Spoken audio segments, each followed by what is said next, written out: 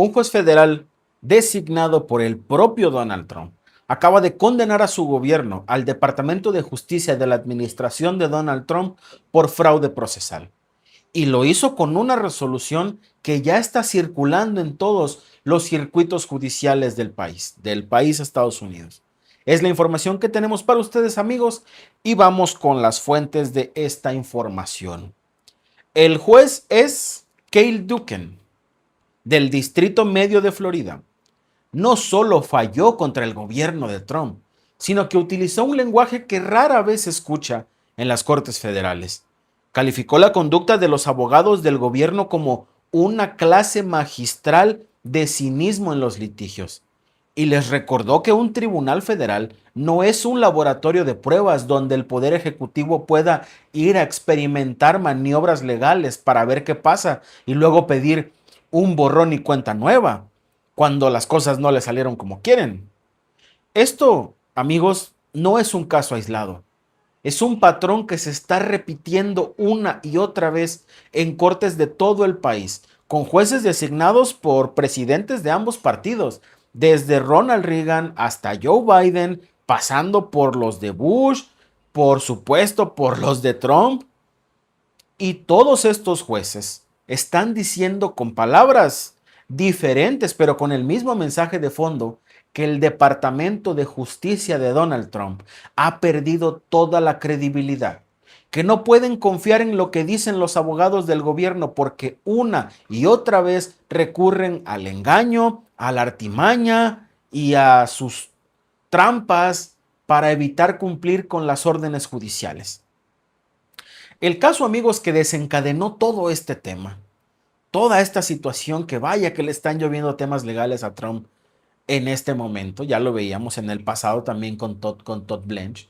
El caso que desencadenó esta explosión judicial involucra un tema de inmigración, a un inmigrante detenido cuyo nombre es Dmitry Istishtrabab, un extranjero que se encontraba en custodia del Servicio de Inmigración y Control de Aduanas y cuyo proceso migratorio estaba en curso. El Tribunal Federal ordenó al gobierno que le concediera a este hombre una audiencia de fianza individualizada, algo que el propio gobierno había admitido previamente que era necesario porque se había equivocado al no dársela. Y ahí podría parecer un error. Digo, un error cualquiera lo comete. Hasta ahí pudiera parecer un error administrativo normal, de esos que se corrigen y ya está, ya quedó, ¿no? Pero lo que ocurrió después es lo que el juez Duken describió como surrealista y que constituye el núcleo del fraude procesal, del fraude que está denunciando. 5 días después de la orden del tribunal, un juez de inmigración que depende del Departamento de Seguridad Nacional y no del Poder Judicial Federal, se negó a celebrar la audiencia que el juez Duken había ordenado, alegando que Istishtrabab, el inmigrante, no estaba cubierto por el estatus legal correspondiente y que por lo tanto no era elegible para una fianza. Y aquí viene la primera jugada del Departamento de Justicia, lo que configuró el fraude. En lugar de los abogados, en lugar de defender la orden del Tribunal Federal, que ya les había dicho que le dieran la audiencia, y apelar la decisión del juez de inmigración, los abogados del gobierno simplemente aceptaron. No quisieron pelearse con el juez. Aceptaron la negativa y se fueron. Y renunciaron a cualquier apelación administrativa. Es decir, no hicieron nada. Dijeron, pues ya ni modo, ¿no? No hicieron nada para que se cumpliera la orden que el juez Duken había ordenado. Se quedaron cruzados de brazos, mientras el propio juez administrativo, porque los jueces de inmigración son temas administrativos, ignoraba lo que un tribunal federal había dictaminado. O sea, incluso por jerarquías de autoridades, tenían que haber defendido la orden del juez federal. Pero eso no fue todo, porque el gobierno no se conformó con ignorar la orden que dio el juez. Regresaron con Duken con una nueva petición, que es lo que llevó al juez a dictaminar que estaban cometiendo un fraude. Ahora el gobierno anunciaba casualmente que su concesión anterior, aquella que le reconocía a Ishtishrabab, tenía derecho a una audiencia de fianza, que había sido un error. Y le pedían al tribunal que revocara su propia orden y declarara que en realidad el inmigrante estaba sujeto a detención obligatoria sin posibilidad de fianza.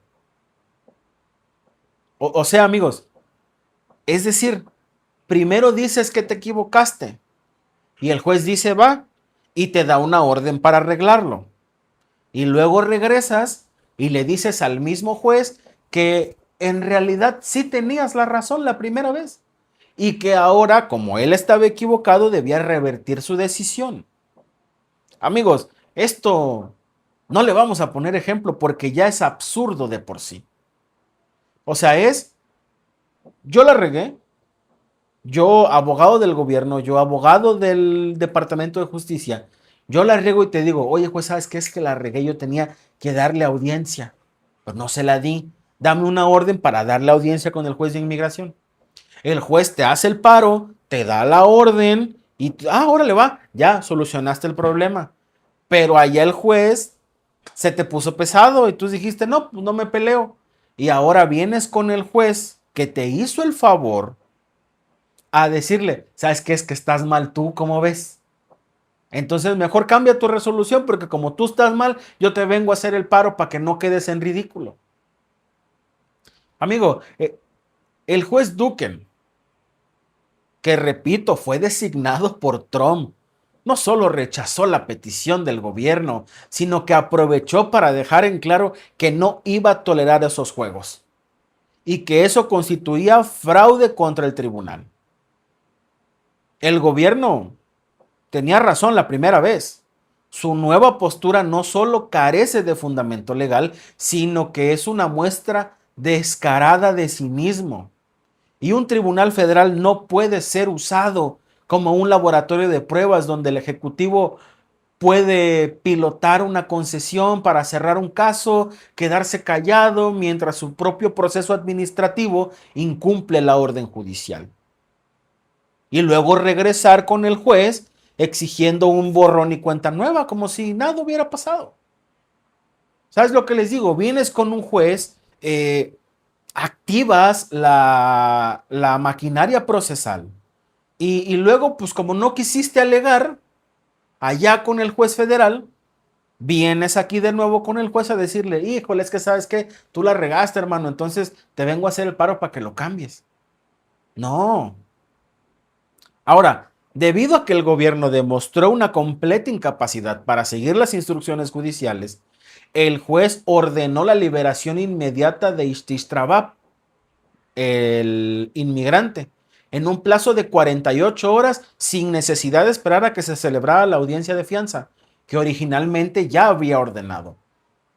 Y lo hizo porque, según su propia explicación, el único remedio que la ley y la justicia exigían en ese momento era la libertad del detenido, ya que el gobierno había demostrado que no ofrecía ninguna garantía de que cumpliera con el proceso legal que él mismo había defendido anteriormente. Pero fíjense el nivel de desconfianza que llegó a tener este juez, porque en su orden tuvo que incluir instrucciones específicas. Ahí pueden ver en las fuentes que están corriendo, pueden ver capturas de pantalla de la orden del juez. Y esa orden trae así, les hizo un manualito.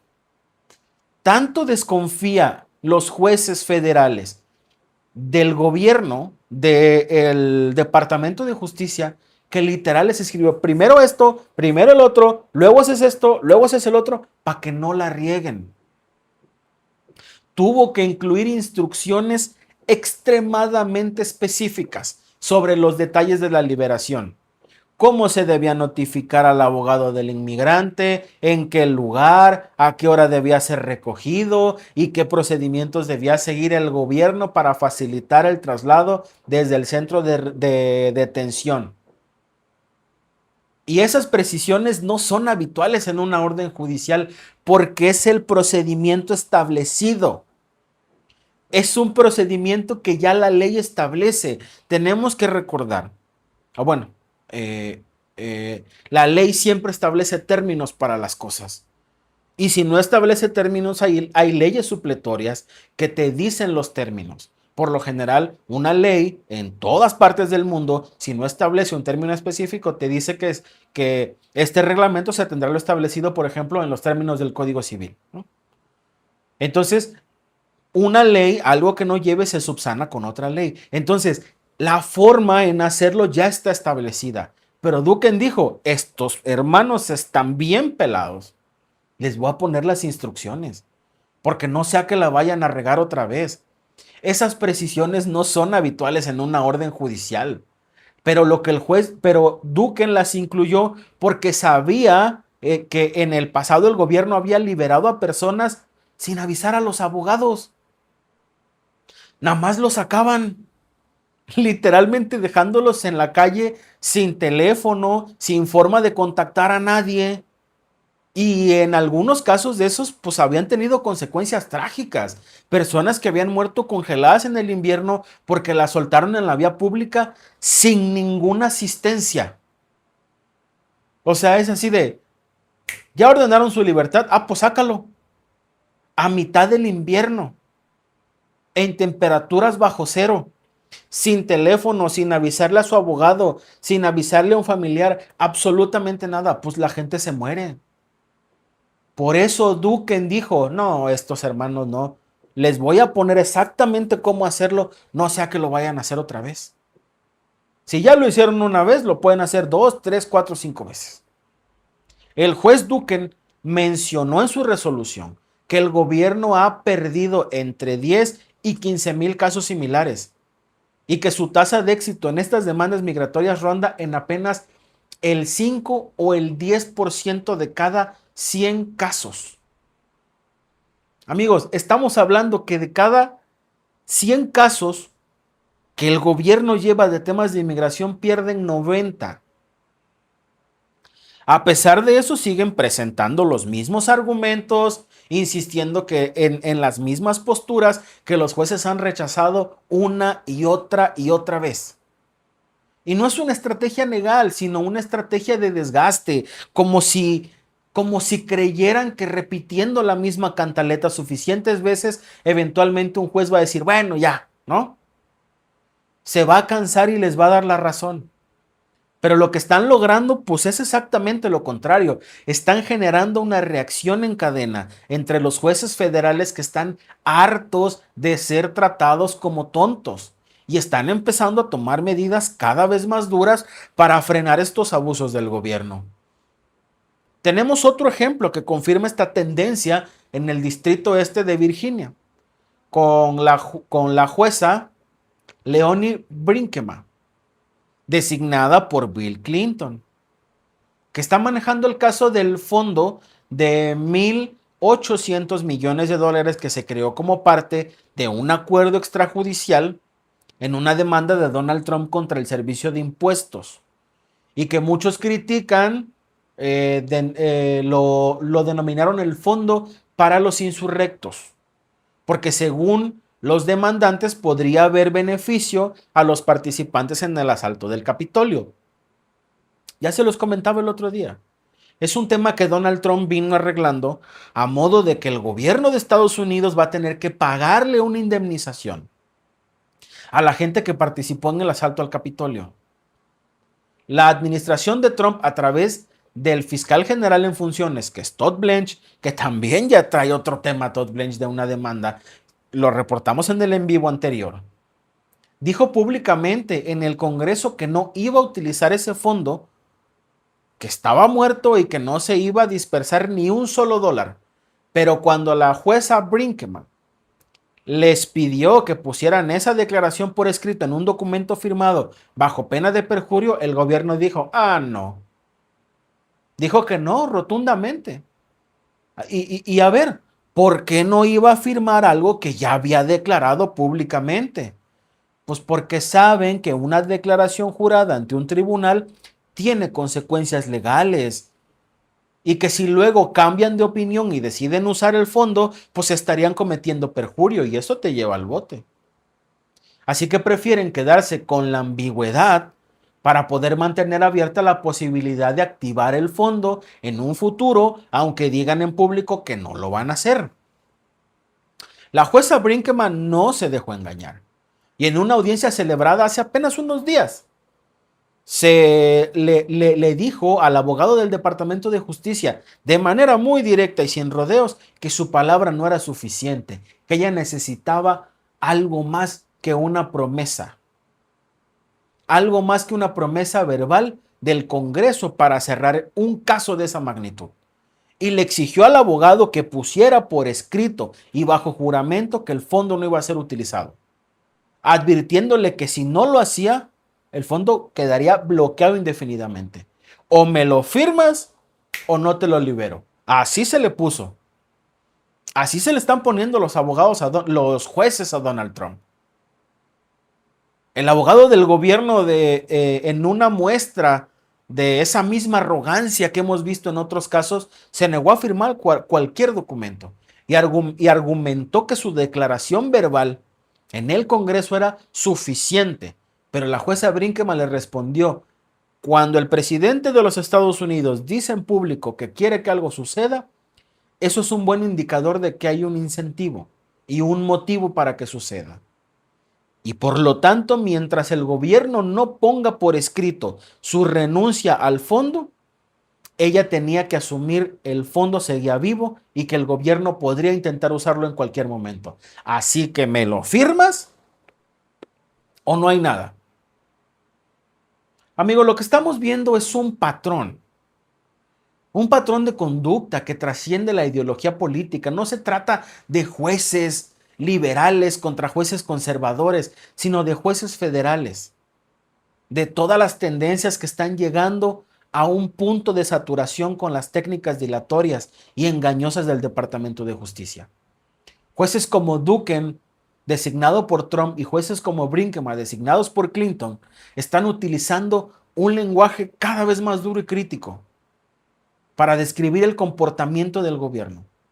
Y ya no hablan de simples desacuerdos legales, sino de engaño, de cinismo, de abuso de la buena fe judicial. Y lo más importante, están tomando medidas concretas en contra de este abuso.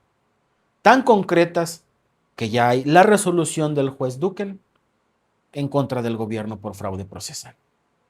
Así que amigos, este es el panorama. Esto es lo que tenemos. Jueces de todas las ideologías, nombrados por todos los presidentes, que le están diciendo a Trump: ya estuvo bueno. Aquí no vienes a jugar. Con nosotros no. Y que le están congelando fondos, le están tirando resoluciones que lo condenan a él y a su gobierno. Gracias por vernos. Si te ha gustado este clip, síguenos en vivo para ver nuestro programa completo de lunes a viernes en nuestros canales de YouTube y Facebook. Suscríbete, comparte con tus amigos y déjanos tus comentarios. Te esperamos en vivo.